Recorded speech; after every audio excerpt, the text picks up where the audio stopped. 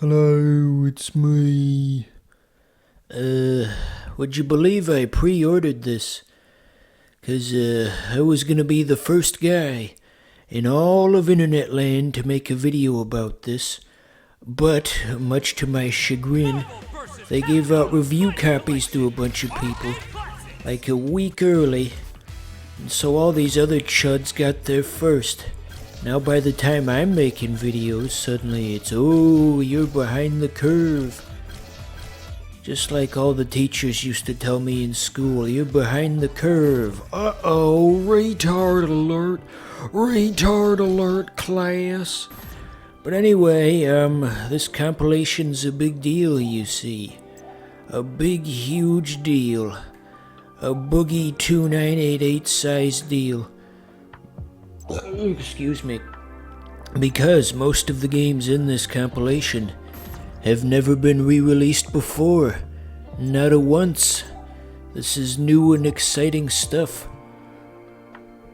There's Norimaro. He's not a Marvel or a Capcom character. He's a real-life Japanese comedian. And they put him in the game. Imagine that. That'd be like if you bought, what's a Western fighting game? It'd be like if you bought the new Mortal Kombat and they put like Joe Rogan in there or something. But anyway, this compilation is a big deal, you see. Because most of these games weren't even playable 2 weeks ago in any way. If you wanted to play X-Men Children of the Atom 2 weeks ago, well, you might as well just kill yourself. But now you don't have to do that. What? Akuma? He wasn't on the character select screen. It's the secret character. But yes, for the first time ever, we can finally relive all of these classics. There seems to be a weird inconsistency with Akuma where the difficulty significantly ratchets up versus playing all the other characters. They figure if you're good enough to know the secret code, you're good enough to do all this other shit. And how wrong they are. Look at that Dragon Ball Z style move where he floats in the air slightly and goes ba ba ba ba ba. But yes, something that's become immediately clear to me as I've been going through all these old games is that the skill ceiling is far, far higher than I ever realized. Back when it was just me with the Dreamcast just playing MVC2 against my 8-year-old little brother, I thought, wow, I'm really good at these games, but I'm starting to see that that's not the case. But, okay, so if we just play as a regular Marvel character, that's gonna put the difficulty back to normal. Perhaps maybe the reason everybody's so hard on Akuma in this is, they wanted to make some point about like power scaling or something in the negotiations between Marvel and Capcom, and they said, sure, we'll let you put one Capcom character in it, but only if he totally sucks ass. And that's exactly what they did. See how much of a difference this is making this time? So Omega Red is the dedicated grappler in this game, by the way. Every fighting game has to have one, of course. He can grapple onto you with his nasty mechanical ropes and, I don't know where this bit's going. But anyway, yeah. Oh yeah, I guess I remember now. The punchline of that was gonna be that thing from SpongeBob with yo-ho, near the hooks we'll never go. All the pieces for that Joker in there, well, 2 out of 3 of the pieces for that Joker in there somewhere. It's missing the middle. Holy crap, Lois. That did so much of my health, I don't even know what to think. Yeah, as the AI really climbs in power here, as it often does in fighting games, it's gonna get to the point where they can just reliably block your special every time, and if some miracle it does hit, it doesn't do anywhere near as much damage as it does for them. Fighting game AI always has that one tipping point where it's like, okay, well, we officially can't do this anymore. There's no in between, you either got it or you don't. You ain't it. This ain't it, Chief. Oh yeah, here's another thing we could look at. This would have been printed on the side of the cabinet. For the X ability for Wolverine, he actually has his healing factor, just like in the comics. But I could never figure out how to pull off the move, though. Be real useful if I could get it.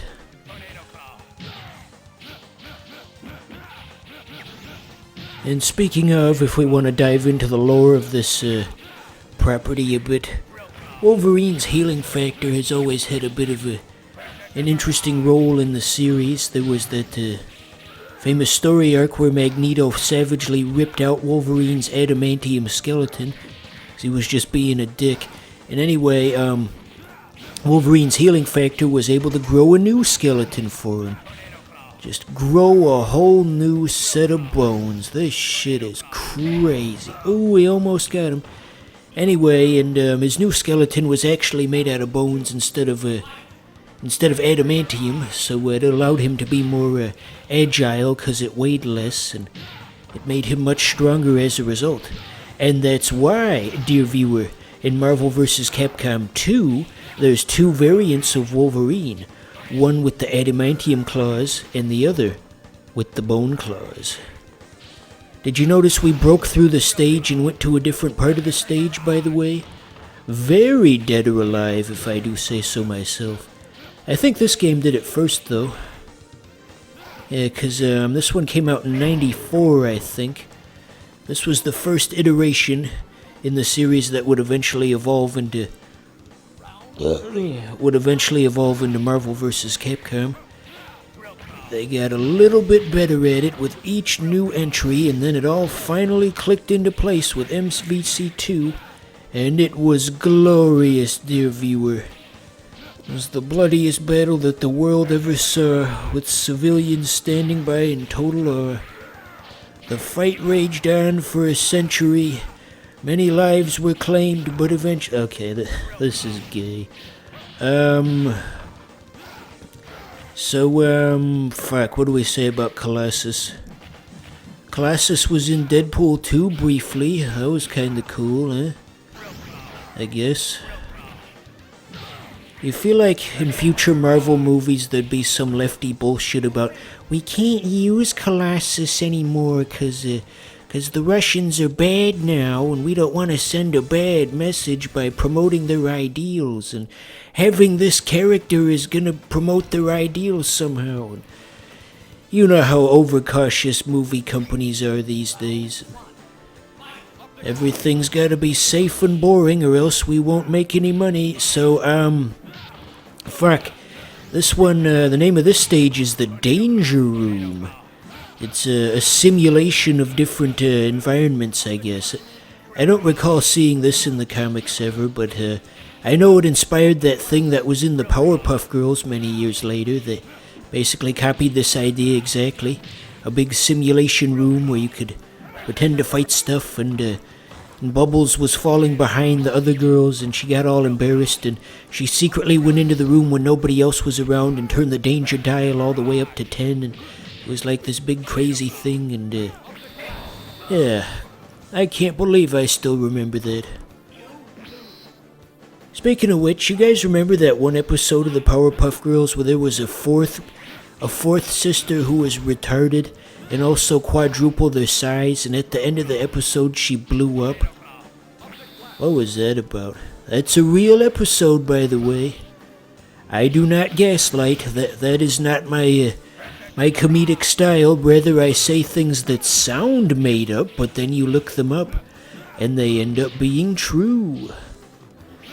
It's a far deeper form of comedy.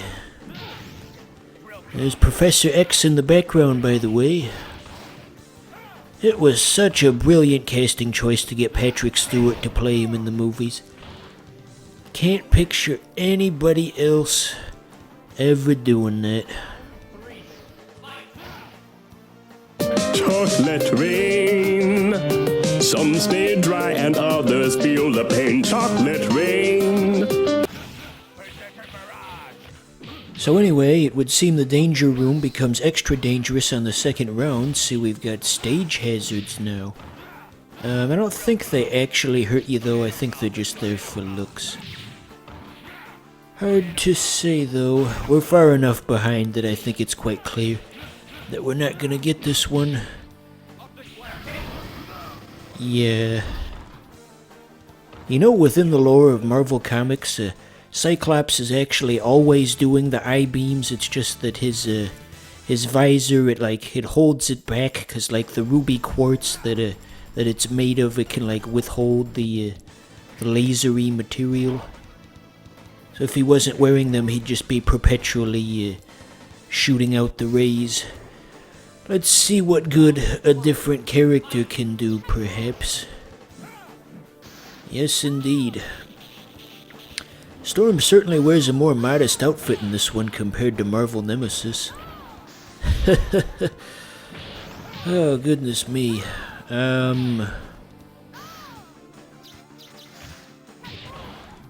I guess I'll tell this story again. So, when I was about 11 years old, I was on the Marvel Comics website, and, they had articles for all the characters and the events, and pretty much everything that had ever happened in 40 years of comics was available for you to read about indirectly, I guess in article form on the website. They had character bios and everything, and for the article about Storm, the picture they used, just like the default picture that comes up right when you click on the article, she was just fucking naked in the picture. She just had tree branches, covering her up, and gosh, that image is forever burned into my mind. Forever and ever, amen. It's what we call a formative moment, as it were. Oh, the trouble I got into on the internet being young and unsupervised and such. My poor boomer parents had no idea. No flippin' idea. Oh my god. Oh my god. It's the past. Oh my god. It's the past. That's got nothing to do with anything. Okay, so the character swap proved to be a success. We are moving right up this arcade ladder. We're gonna pull the ladder up from behind us like an Ivy Leaguer. That defeated Cyclops profile almost looked like the other half of like a Chad versus a Wojak meme. You could very easily just put that in there, and nobody'd think any different. Okay, the computer... Fuck, we were never this good at Wolverine when we were playing. This is definitely the tipping point where we can't go any further, yep. See, didn't even stand a chance. Well, throw this shit in the fucking trash, I guess. I wanted to look at Iceman's stage, because it has like a cool transition where it's gradually moving out on the water as it goes, but I guess we didn't get around to it. I guess there's a better channel who's more skilled at this and also funnier. Yeah, this guy right here, go watch him instead. He did a better video on all of this.